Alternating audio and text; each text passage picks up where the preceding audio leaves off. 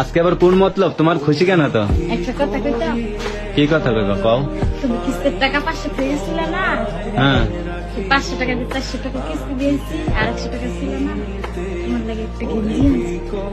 আমার জন্য গেঞ্জি আনছো? হ্যাঁ, 120 টাকা নিছে না, 20 টাকা বাকি পেয়েছে আর 100 টাকা দিয়েছে। 20 টাকা তুমি যদি উঠতে যাইবা না, হ্যাঁ দিয়ে তুমি 100 টাকাতে আমার গেঞ্জি কিনছো তো, বিকেলে মাছ কিনা যেত না?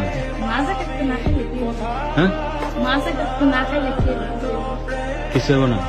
না, তুমি গেঞ্জি কিনে আনছো? খাই দাও তো। হ্যাঁ গায়ে দেবে? দেখবা? সাদা গেঞ্জি দেখা তো। আচ্ছা ভালো লাগছে তোমার? ভাল লাগছে দেখে তো কিনে নিয়ে আইছি, নাইলে কি চাও? আচ্ছা দেখি দাও তো, গায়ে দেওয়া দেখি। সুন্দর লাগে, সাদা জিনিসের মধ্যে সুন্দর লাগে। তাই? আচ্ছা দাও। দেখছো অনেক সুন্দর দেখা যাচ্ছে, কেমন দেখা যাচ্ছে? অনেক সুন্দর দেখা যাচ্ছে। সুন্দর দেখা যাচ্ছে। তোমার কে কইছে আমার জন্য গেঞ্জি কিনতে? 100 টাকা মাছ কিনতাম, খাইতে পারতো না? মাছ খাওয়া দেখতেছে, দেখো তো গায়ে দিচ্ছে কি সুন্দর মানাইছে না? এটাই তোমার হাসিটা আরো বেশি সুন্দর হয়েছে। এটাই কত মাছ খাচ্ছে, এটাই ভালো লাগছে।